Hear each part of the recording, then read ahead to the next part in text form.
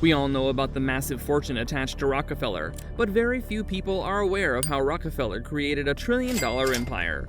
From being America's first billionaire to expanding his empire even more, join us as we take a look at how Rockefeller created a trillion-dollar empire. The billionaires of the world. The idea of being a billionaire is something that attracts almost every man alive. However, it is a dream that rarely comes true for people. When we take a look at the top billionaires in the world, we will mostly find tech gurus like Jeff Bezos, Elon Musk, and Bill Gates at the top of the list. However, there are some people who are able to climb up the financial ladder through their impeccable business acumen, and have only managed to grow their fortune in ways that no one could have thought possible. One such person is Rockefeller. His inspiring story gives us a glance into the world of a businessman who knows what it's like to take risk and reap its rewards. But how exactly did he bring himself to the top? Stay tuned as we explore Rockefeller's history and everything he did to make himself a billionaire and turn his business into a massive success. We know running a successful business equates directly to a massive amount of wealth, and that is exactly what happened with Rockefeller. In fact, he was so successful with his business endeavors that he is still the wealthiest businessman, despite dying almost a century ago. Despite the years of technological progress and man's hunger and greed to climb to the top, no one has been able to overtake Rockefeller and the work that he did. Growing up. So where exactly does Rockefeller's story start from? Well, it all began back in 1839, when John Rockefeller was born as the eldest son of William Rockefeller, who was a traveling merchant. While William Rockefeller liked to identify himself as a botanic physicist, his cure was the equivalent of what we now refer to as homeopathic medicine. William led quite an eventful life and would spend weeks away from his house for the sake of his trade. During this time, he ended up having multiple children with a woman named Nancy Brown, whom he brought back home so she could live with his wife, and they could all live together under the same roof. Naturally, this was not the most ideal household for children to be brought up in, and the constant moving around only made it so much more difficult for John and the other children. As a result, John ended up learning to deal with the hassle of living with a plethora of people, and learned to get the best deal possible, making sure he was getting the most out of every penny he had. Despite the chaotic and nomadic lifestyle, John tried his best to help his mother in every way possible, and would constantly try to look for work and raise turkeys, bringing home every penny he earned to his mother.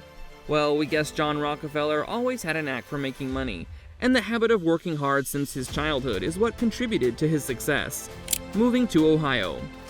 Moving from place to place, always looking for work and interacting with different kinds of people, John Rockefeller ended up learning a lot, and his intelligence was finally given room to thrive when the family moved to Cleveland, Ohio in 1854. This is where he finally got the opportunity to attend a proper school. However, this did not last long, and John ended up dropping out of school a year later, only to work as a bookkeeper at a local produce broker. The money John made from this tiresome job was a meager 50 cents, and so he would work for other business owners too. However, after 2 years of working tirelessly, John expected to receive a justified raise, but his bosses refused, igniting a spark inside John Rockefeller to start his own produce brokerage. Produce brokerage. After learning the tricks of the trade from working for 2 years, John was able to gain enough credibility and experience that he ended up receiving a loan of $4,000 and was able to start his business, selling hay, grain, and various types of meat. Within a year of opening, John was a whopping success, recording sales of $0.5 million, even though John was obviously not able to pocket all of that money by himself, and ended up with a very small amount which he earned as commission. Having a sale of $0.5 million was very impressive, and led to almost every bank in the state begging John Rockefeller to take a loan from them. All of this happened while John was only 18 years old.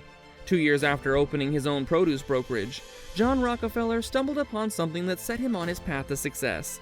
Just a few miles away from Ohio, in the state of Pennsylvania, an oil rig had been discovered.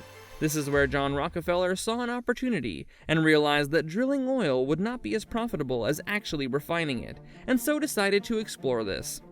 Oil rig. John knew that there were more risks attached to drilling than there were to refining, and thus, like any sensible businessman, John decided to take a calculated risk.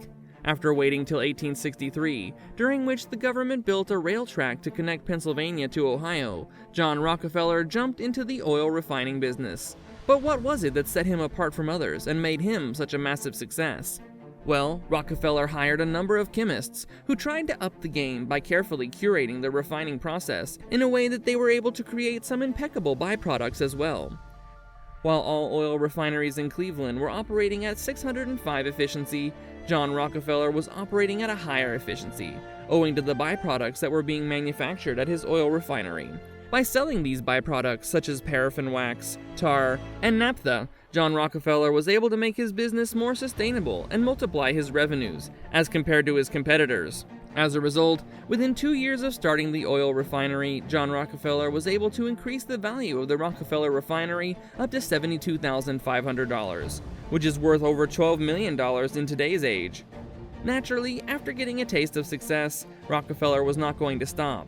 In 1865, there were 26 oil refineries in Cleveland, and Rockefeller ended up acquiring 22 of these refineries to further expand his empire.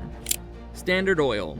However, within no time, Rockefeller realized his business had become massive, and thus by 1870, he incorporated Standard Oil of Ohio.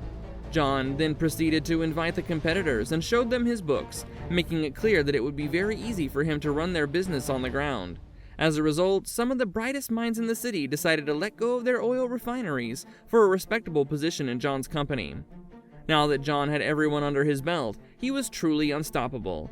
Not everyone was willing to give in to John's tactics, and thus he then opted for a different strategy and reduced the price of his oil by 80%, strangling his competitors and forcing them to give up. By 1880, John was refining over 90% of the United States oil. After forming a strong relationship with rail owners, John was able to further increase the efficiency of his business by negotiating rates no one else could, giving him almost a monopoly in the oil business. High point. When you're that successful, you naturally end up making a lot of enemies, and the government and legislators were trying their best to tax Standard Oil and introduce laws that were intended to bring down John Rockefeller. However, he built the Standard Oil Trust to combat their move, and to further show his success, he built the well-known Rockefeller Center on Broadway. John Rockefeller now owned 20,000 oil wells and over 4,000 miles of pipeline dedicated to his oil business.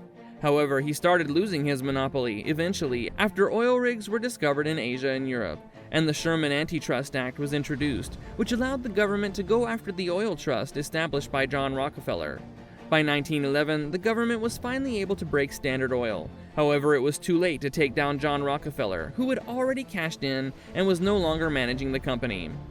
While the government was breaking up Standard Oil into 34 companies, John Rockefeller had kept his stakes in these companies, and as a result, this move to take down Rockefeller backfired and ended up being extremely profitable for him, making him even richer. Well, that's the story of a businessman who rose from nothing and became a billionaire. Let us know which part of the story you found most inspiring.